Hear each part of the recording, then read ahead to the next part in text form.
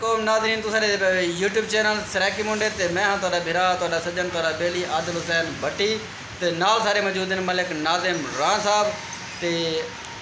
तुहाडे भिरावां दे कोई छोटी जी रिक्वेस्ट है कि साडे चैनल को सब्सक्राइब करे सो ते नाल दित्ती घंटी को ज़रूर दबाए सो ताकि साडी आने वाली हर वीडियो तुहाडे कोल पहुँच सके। ते अज तो कुछ गज़ल सुनाने पे से जद्दी पुश्ती नौकर ते सुन सो मलिक नाज़िम की ज़बानी।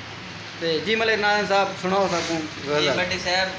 नज़म दो नमान है जद्दी पुश्ती नौकर के ओदा प्यो ओदे प्यो दा नौकर आ ओदा प्यो ओदे प्यो दा नौकर आ ओदा प्यो ओदे प्यो दा नौकर आ। ते जनाब नौकर अपने सरदार दे पैर घुटेंदा बैठा है ते इन्हें दिल च ख्वाहिश ज़ाहिर की तो कि सही मैं सुनिया है नाल दी बस्ती एक सरकारी मकतब खुला है जिथे पढ़ते न बाल गरीबां दे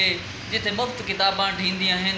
जिथे फीस पढ़ाई दी कई नहीं लगती वो मकतब चानण अखियां दा सदियां दियां अन्नियां अखियां च मैं इलम दा सुरमा पावना है मैं अपना पुत्र पढ़ावना है। अगू दड़क के चौधरी याद आए भट्टी साहब तवज्जो अगू दड़क के चौधरी याद आए और ज़रा सोच समझ के बोलिया कर तेरा पुत्र स्कूले जासी तां इनू स्कूल जांदा वेख के थे दियां लोगां नू रीस औंसी बाल पढ़ावन दी जे रस्म पढ़ाई दी चल पई भट्टी साहब तवज्जो जे रस्म पढ़ाई दी चल पई तां मेरे वक्त दा सूरज ढल जासी मेरे माल दे पट्ठे कैं करने मेरे कौन नवैसी कुत्तियां नू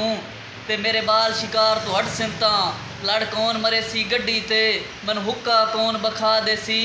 उंदे सुन के बोल हकारत दे इंजे घर नू रलिक प्यूम या सोच मेरा पुत्र नाज़िक फुल्ला तू नहीं गरम हवैजा चाह सकदा नहीं अग रख सकदा डफे ते या सोच सुचेंदी आँख लग गई भट्टी साहब तवज्जो या सोच सुचेंदी आँख लग गई डिठा अजीब मंजर ख्वाब दे विच मेरे पुत्र दी कंठ ते बसता है उदे हाथे हार फुलां दा उतां अड़ियां चाह के गल मेरे वो हार पवावना चाहता है अज ख्वाब अधूरा अखियां दा वो तो घर दा कुंडा खड़क पिया भट्टी साहब तवज्जो जेडे खास कर छोटी औलाद वाले बैठे हो तवज्जो करिया है ये मेरा एक सबक है तुहाडे वास्ते जनाब भट्टी साहब के अगर उस आख्या के घर दा कुंडा खड़क पिया मैं आख्या कौन है के याद आए अग बोलिया मुंशी चौधरी दा कि तेनू चौधरी साहब सदेंदे हिन और मैं आख्या वंज आखी अपने चौधरी नू कि मैनू ना फरमानी माफ़ करे मेरे पेरे लज दियाँ बेड़ियाँ हैं मेरे हाथ आके मफलूज तो नहीं ते मैं